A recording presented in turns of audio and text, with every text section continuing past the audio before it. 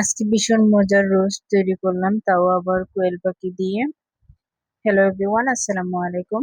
Raima food কর্নারে আপনাদের সবাইকে স্বাগতম। সবাই কেমন আছেন? আশা করছি আল্লাহর রহমতে সবাই ভালো আছেন, সুস্থ আছেন। আলহামদুলিল্লাহ, আমিও ভালো আছি। তো চলুন মূল প্রসেসে চলে যাই। তো এখানে বেশ কিছু কোয়েল পাখি আমি নিয়েছি, তাও সেটা আবার আস্তে আস্তে রেখেছি। ভিতরের ময়লাগুলো পরিষ্কার করে ধুয়ে নিয়েছি।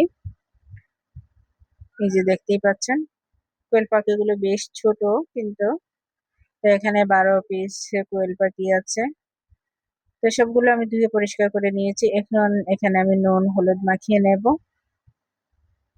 তো আমার ভিডিওটা যারা কন্টিনিউ করছেন, প্লিজ একটা লাইক দিয়ে ভিডিওটা কন্টিনিউ করবেন।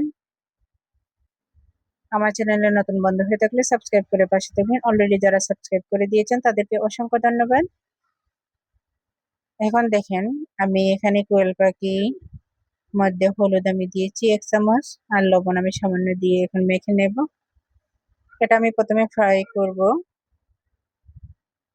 ফ্রাই করে তারপর আমি রান্না করব। তো রোস্টের ক্ষেত্রে কিন্তু অবশ্যই প্রথমে ভেজে নিতে হয়।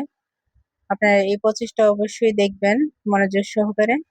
আর কেউ ভিডিওটা স্কিপ করবেন না প্লিজ, সবাই ফুল ওয়াচ করে ভিডিওটা দেখার চেষ্টা করবেন। আপনারা সবাই আমার পাশে থাকবেন, ইনশাল্লাহ আমিও পাশে থাকবো। তো এই যে দেখেন, আমি এখন মেখে নিয়েছি, কিন্তু মেখে নিয়ে কিছুক্ষণ রেস্টে রেখে দেব।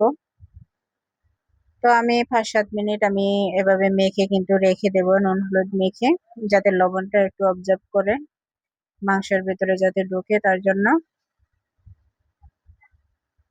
তো এই যে দেখেন, আমি মেখে নিচ্ছি। তো এই পর্যায়ে কিন্তু আমি এখন চুলাতে চলে যাব। কড়াই দিয়ে দিলাম, কড়াইয়ের মধ্যে তেল দিয়ে দিয়েছি, দিয়ে এখন তেলটা গরম হয়ে গেলে এক এক করে আমি সবগুলো দিয়ে দেব এখানে। তো আপনারা এভাবে কোয়েল পাখি দিয়ে রোস্ট করেছেন কিনা অবশ্যই জানাবেন। তো আমার কাছে কিন্তু ভীষণ ভালো লেগেছিল খেতে।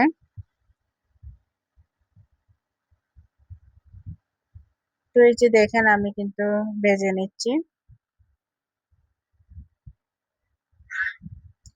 অবশ্যই ভিডিওটা মনোযোগ সহকারে দেখবেন, ধৈর্য সহকারে দেখবেন। স্কিপ হয়ে গেলে কিন্তু অনেকটা জিনিস মিস হয়ে যেতে পারে।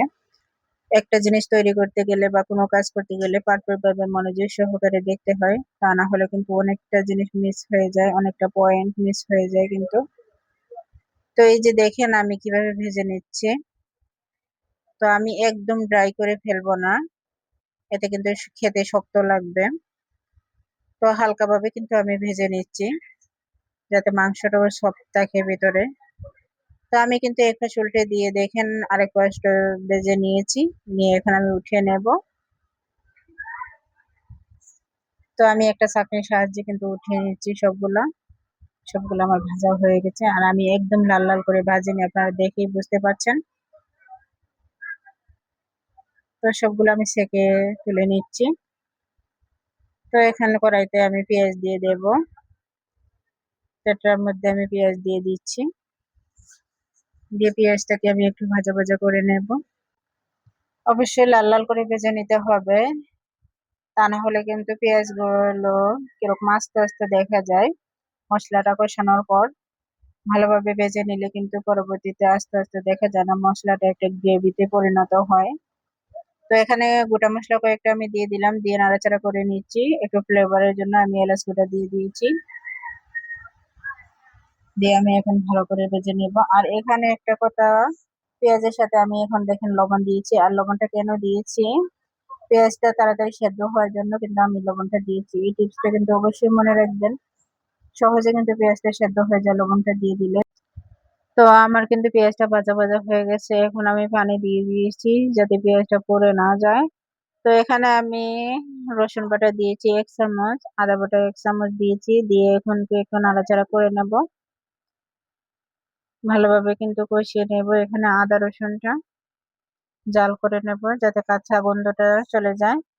তার সাথে আমি এখানে 1 চামচ জিরা গুঁড়ো দিয়েছি, 1 চামচ হলুদ গুঁড়ো, তারপর আমি মরিচ গুঁড়ো এখানে 1.5 চামচ দিয়ে দিলাম, দিয়ে এখন ভালোভাবে নাড়াচাড়া করে নেব। আর লবণ তো আমি আগেই দিয়ে দিয়েছি, আপনারা দেখতে পেয়েছেন। তো মরিচটাও আপনাদের জাল অনুযায়ী অবশ্যই দেবেন, চেক করে দিয়ে দেবেন।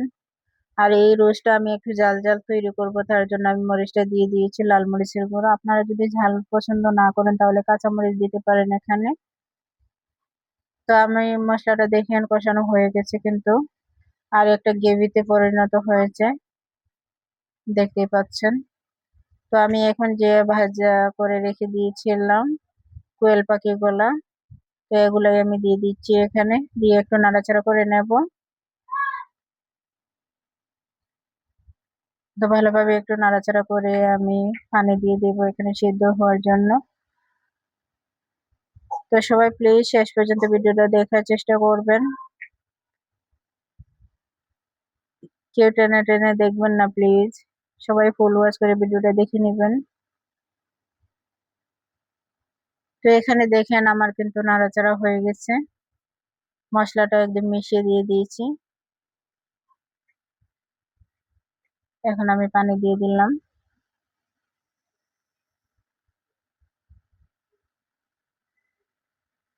তো আপনারা একদম শুকনো শুকনো যদি পছন্দ করেন তাহলে আরো কম পানি দেবেন, যেহেতু আমার ভেজে নেওয়া হয়ে গেছে, তো পানির পরিমাণটাও কম লাগবে। তো আমি এখন একটু পানি দিয়ে কিন্তু ঢাকনা দিয়ে দেব, দিয়ে কিছুক্ষণ রান্না করে নেব।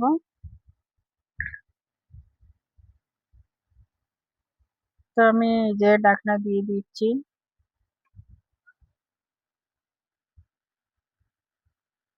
তো আমি চলে আসলাম কিন্তু 2-3 মিনিট পর, দিয়ে একটু নাড়াচাড়া করে দিচ্ছি এখন। তো এই যে দেখেন আমার এখনো কিন্তু শুকায়নি পানিটা। তো আমি একদম মাখো মাখো অবস্থায় রাখবো আর কি, একদম ড্রাই করে ফেলবো না আর ঝোলও রাখবো না। তো এ পর্যায়ে আমি কিছু গুঁড়া দুধ দিয়ে দিলাম, এখানে 2 চামচ আমি গুঁড়া দুধ পানির সাথে গুলে দিয়ে দিয়েছি। রোস্টের মাঝে অবশ্যই গুঁড়া দুধটা দিবেন, এতে টেস্টটা কিন্তু ভালো আসে। আর গুঁড়া দুধটা সবাই দেয়, আপনারা দেখবেন। তো এখন দেখেন কালারটা কিন্তু চেঞ্জ হয়ে গেছে কিন্তু গুঁড়া দুধটা দেওয়ার পরে। তো গুঁড়া দুধটা দেওয়ার পর কিন্তু আমি আরো কিছুক্ষণ জাল করে নেব, নিয়ে রান্নাটা করে নেব আর কি। তো আপনারা এরকম রান্না করেছেন কিনা অবশ্যই জানাবেন। আর এই কোয়েল পাখির রোস্টটা কিন্তু ভীষণ খেতে মজা হয়েছিল, দারুণ ছিল মাশাল্লাহ। তো আমি আবার কিছুক্ষণ ঢাকনা করে দিয়ে রান্না করে নেব। তো এই যে চলে আসলাম, আমার অনেকটা কিন্তু পানি শুকিয়ে গেছে, দেখতেই পাচ্ছেন। তো এখন কালারটা কিরকম দেখতেই পাচ্ছেন। তো আমি আরো কিছুটা কিন্তু নাড়াচাড়া করে শুকিয়ে নেব এখানে, আমার কিন্তু আরো অনেকটা পানি রয়েছে কিন্তু। তো আমি একটু নাড়াচাড়া করে দিয়ে দিচ্ছি যাতে পানিটাও শুকিয়ে যায়। তো আর আমার বেশিক্ষণ কিন্তু লাগবে না, আমার রান্না কিন্তু হয়েই গেছে, শুধু একটু পানি শুকালেই হবে। তো এখন আমি উপর থেকে কিন্তু পেঁয়াজের বেরেস্তা দিয়ে দিয়েছি। আর এই বেরেস্তাটা কিন্তু আমি বাসাতে তৈরি করেছিলাম, তো এখানে দিয়ে দিলাম। বেরেস্তাটা দিলে কিন্তু স্বাদ আরো বেড়ে যায়, রোস্টে বা বিরিয়ানিতে পোলাওতে এরকম দিলে কিন্তু ভালো লাগে। তো এই যে দেখেন আমার রান্না কিন্তু হয়ে গেছে। তো একটু বাড়িতে উঠিয়ে দিয়ে খেয়ে দিলাম, কতটা পারফেক্ট হয়েছে মাশাআল্লাহ, অনেকটা কিন্তু সুন্দর হয়েছে। তো আরো একটু সৌন্দর্যের জন্য কিন্তু আমি পেঁয়াজ বেরেস্তা উপর দিকে দিয়ে দিচ্ছি। তো আজকের ভিডিওটা আমার কেমন লাগছে অবশ্যই জানাবেন, আর আজকের রেসিপিটা কেমন হয়েছে অবশ্যই কমেন্টে লিখে যাবেন, আমি কমেন্টের উত্তর দেবো ইনশাল্লাহ। তো এই ছিল ভিডিও আমার আজকের মতন, সবাই থেকে বিদায় নিচ্ছি। সবাই ভালো থাকবেন, সুস্থ থাকবেন, আমাদের জন্য দোয়া করবেন, সবার প্রতি দোয়া এবং ভালোবাসা রইল। আল্লাহ হাফেজ, আসসালামু আলাইকুম।